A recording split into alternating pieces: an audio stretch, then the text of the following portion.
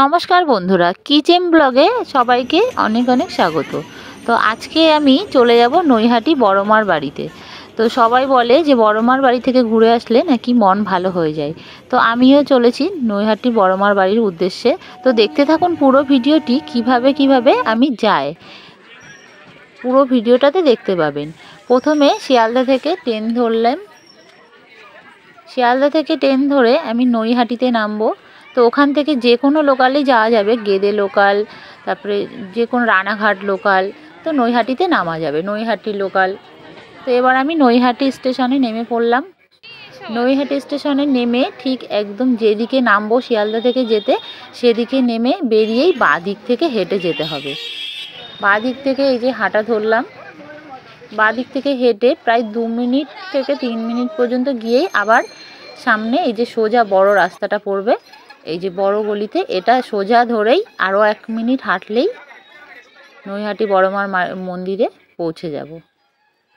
তো এখানে কিন্তু আশেপাশে খুব সুন্দর মার্কেটিং করাও যাবে, অনেক দোকান আছে।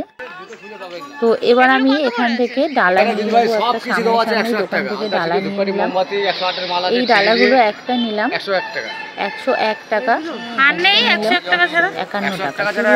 মানে যে যেমন পারবেন তেমন কিন্তু এখানে ডালা পাওয়া যাবে। ডালার কিন্তু এখানে প্রচুর দোকান আছে, পুরো সোজা দোকান।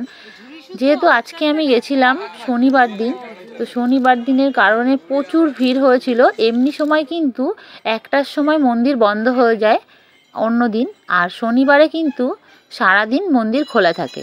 তো আমরা প্রচুর লাইন দিয়েছিলাম, মিনিমাম 4 ঘন্টা লাইনের অপেক্ষায় তারপরে গিয়ে পুজো দিতে পেরেছি। তো এখানে আমি এই যে মন্দিরের সামনে ডালা নিয়ে এসেই ঢুকে যাচ্ছিলাম, ভাবলাম যে এখান থেকে মনে হয় ঢুকে যাই। তো আমি ভাবলাম লাইনও পুরো ফাঁকা, যাই পুজো দিয়ে নিই। তো আমি সেটা বুঝতেই পারিনি যে পেছনে এত বড় লাইন আছে, এখান থেকে আমাদেরকে আর ঢুকতে দিল না। ঢুকতে দিয়ে আমি এবার পেছন থেকে হেঁটে যাচ্ছি, এই যে লাইন বরাবর সোজা হাঁটছি, মানে যত হেঁটে যাচ্ছি শেষ হচ্ছে না, অবাক কাণ্ড। যেহেতু আমিও কোনো দিন যাইনি, তার জন্য বুঝতে পারিনি যে এতটা পরিমাণে লাইন পড়বে। যেহেতু আজকে শনিবার, আর বড় মায়ের বাড়িতে প্রচুরই লাইন পড়ে। এই যে ডন্ডি খেটে গঙ্গা থেকে স্নান করে এইখানে ডন্ডি খেতে মায়ের পুজো দিতে আসে। তো এবার আমি পরপর লাইন এতটাই দূর এগিয়ে গেছে, অনেকটা লাইন এগিয়ে গিয়ে প্রায় এখানে আরও একটা গঙ্গার পাশে একটা মায়ের মন্দির দেখতে পেলাম। তো ভাবলাম এই মন্দিরটারও কিছুটা ফটো তুলে নিই, ভিডিও তুলে নিই। এই মায়ের মন্দিরেও কিছুটা ভিডিও তুলে নিলাম, নিয়ে তারপরে আমি আবার লাইন বরাবর হাঁটতে থাকলাম। দেখলাম লাইনই শেষ হচ্ছে না, গিয়ে আবার ফিরে আমি বড় রোডে গিয়ে লাইন দিয়েছি। এবার এই যে লাইন দাঁড়িয়েছি,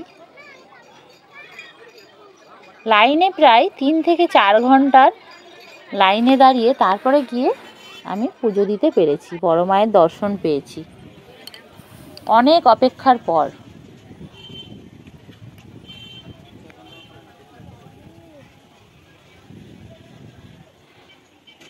গঙ্গার পাড়টা বেশ সুন্দরই লাগছে, দাঁড়িয়ে অবশ্য কোনো কষ্ট হয়নি খুব একটা। এবার এই লাইনের মধ্যেই পাশে আছে একটা পার্ক, পার্কের মধ্যে কিছু পাখি আছে, কিছু হাঁস আছে। এগুলো দেখতে বেশ লাইনের টাইমটা ভালোই কেটে যাচ্ছিল।